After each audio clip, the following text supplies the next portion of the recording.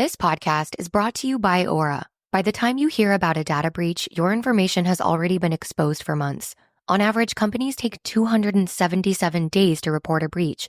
That's 9 months where hackers have access to your personal data. That's why we're thrilled to partner with Aura. Aura is an all-in-one digital safety solution that monitors the dark web for your phone number, email, and social security number, sending real-time alerts if your info is found. It also includes a VPN, password manager, and data broker removal to help keep you safe. For a limited time, Aura is offering a 14-day free trial plus a dark web scan to check if your personal information has been leaked, all for free at aura.com/safety. That's aura.com/safety to sign up and protect your loved ones. That's aura.com/safety. Terms apply. Check the site for details. Exécuté par qui? Fabrice Florent.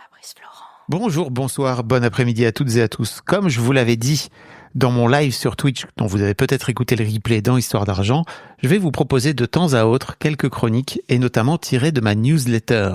Alors pour commencer, je vous invite à venir vous abonner à cette newsletter qui s'intitule Au-delà de l'argent, qui est sur Substack. Je viens vous raconter toutes les semaines une histoire, une anecdote ou alors venir commenter une actualité sous le prisme de la relation à l'argent. Vous pourrez retrouver le lien dans les notes de cet épisode comme d'habitude. Mais avant d'aller plus loin, je vous invite à aller voir dans les notes de cet épisode et à répondre à mon sondage sur les salaires que je suis en train de faire tourner.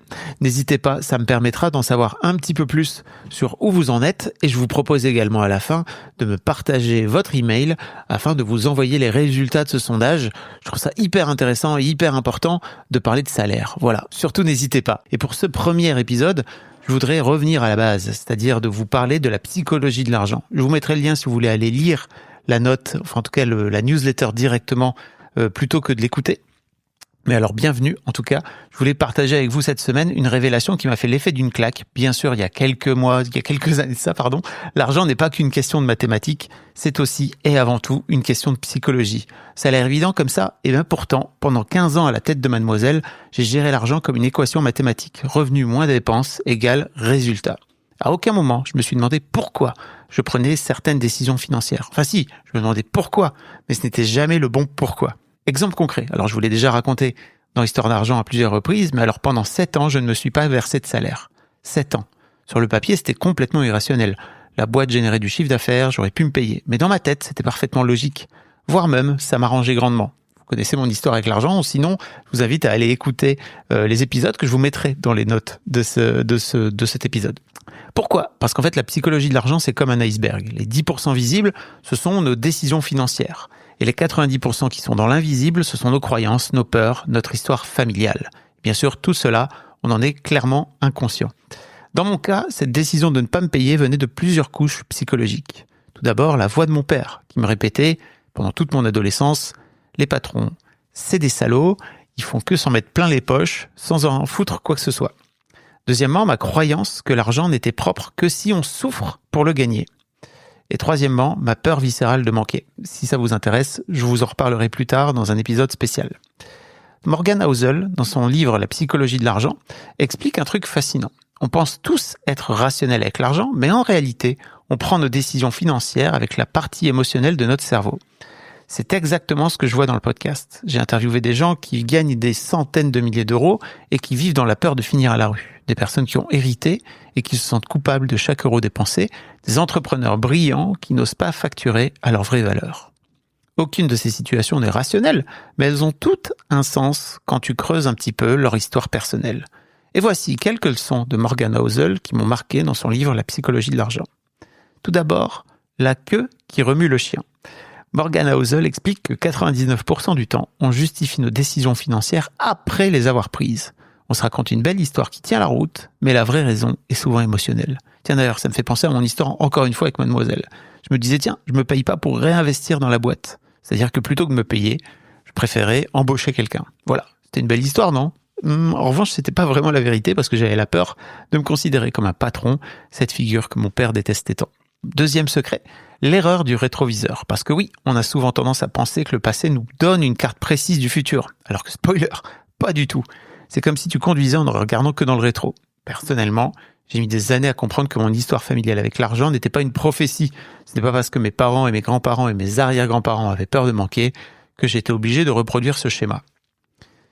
Troisième point, le paradoxe du « assez ». Et en fait, à vrai dire, c'est mon préféré et c'est aussi le plus dur à appliquer.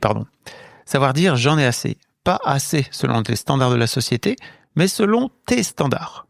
Aujourd'hui, par exemple, l'audience de mes contenus a une portée moindre qu'à l'époque de Mademoiselle. Oui, il y avait des millions de visiteurs sur Mademoiselle. Mais en fait, tu sais quoi ? Personnellement, je dors beaucoup mieux, parce qu'en fait, j'ai enfin défini mon assez. Et en plus, pas parce que j'ai travaillé ma relation à l'argent, aujourd'hui, je gagne plus d'argent. Comme quoi. Quatrième secret, la marge d'erreur, qui est ta meilleure amie. Morgana Hozel insiste sur un truc crucial, prévoir de l'espace pour se planter. C'est pas très sexy, mais c'est vital. Oui, je repense à 2008, quand la crise a frappé. J'avais 0 marge de manœuvre. Résultat, il y avait des nuits blanches à flipper pour la survie de la boîte. Aujourd'hui, j'ai moins de charges pour ma boîte, donc plus de flexibilité dans mes projets. 5e point, 5e secret, le prix de l'admission. Parce que oui, tout a un prix. Pas seulement en euros, mais en stress, en temps et en énergie. La vraie question n'est pas combien ça coûte, mais suis-je prêt à payer ce prix ? Parce que oui, je pourrais gagner beaucoup plus d'argent aujourd'hui, je le sais. Mais à quel prix ? Ma santé mentale, mon temps libre. Parfois, le meilleur investissement, c'est de dire non à plus d'argent. 6e point, la magie de l'ennui. Morgana Hozel explique que les meilleures stratégies financières sont souvent les plus barbantes. Pas de coup d'éclat, pas d'histoire extraordinaire à raconter en soirée. Alors là, je te vois venir, mais Fab, tout ça, ça manque d'adrénaline, n'est-ce pas ? En effet. Mais tu sais quoi ? Après des années de montagnes russes émotionnelles avec l'argent, j'ai opté pour des placements sécures, gérés par une boîte extérieure. 7e point, le paradoxe du contrôle. Plus tu essaies de tout contrôler, moins tu as de contrôle. Parce que en fait, l'argent, c'est comme le sable. Plus tu serres le poing, plus il s'échappe. C'est d'ailleurs ce qui m'a poussé à créer Histoire d'argent. Comprendre que je n'étais pas le seul à vivre ce paradoxe. Que des milliers, voire des millions de personnes vivaient les mêmes angoisses et les mêmes contradictions. Parce que oui, la leçon ultime, en fait, c'est que l'argent, c'est un grand mur blanc. Un mur sur lequel on projette nos croyances, nos espoirs, nos peurs. C'est un truc que je dis très souvent dans le podcast, que j'explique très souvent. Le vrai travail n'est pas de gagner plus, mais de comprendre pourquoi on fait ce qu'on fait avec ce qu'on a déjà. C'est ce que j'essaie de transmettre dans mes accompagnements, dans mes coachings, dans la relation à l'argent. Avant de parler stratégie financière, on va parler de toi, de ton histoire, de tes bugs, de tes rêves aussi. Parce qu'à mon sens, en fait, la plus grande richesse, c'est peut-être ça. Comprendre que l'argent n'est qu'un outil pour vivre la vie que tu veux vivre, pas celle que les autres attendent de toi. Et alors toi, quelle est ta plus grande révélation sur ta relation à l'argent ? Tu peux venir tout me raconter en répondant en commentaire, soit dans Spotify, soit directement dans Substack. Avec grand plaisir. Et je vous dis à très bientôt pour un nouvel épisode dans Histoire d'argent. Un épisode un peu plus classique avec une interview.